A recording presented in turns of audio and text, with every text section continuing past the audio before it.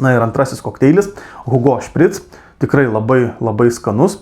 Tai šis kokteilis buvo sukurtas 2005 metais Šiaurės Italijoje, tokiam pietų Tirol regione. Šį kokteilį išrado barmenas vardu Roland Gruber, dirbdamas Sanzeno bare. Na, iš pradžių šis kokteilis vadinosi Otto, bet vėliau buvo pakeistas į Hugo. Matomai barmenui labiau tas vardas patiko.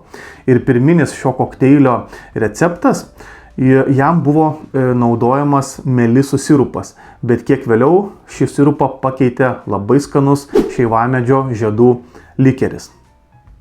Į stiklinę dedu 6 mėtos lapelius, pilu 30 ml šeivamedžio žiedų likerio, keletą sekundžių šiek tiek patrinu, tada pridedu ledukų, pilu apie 90 ml prosecco bei 30 ml gazuoto vandens.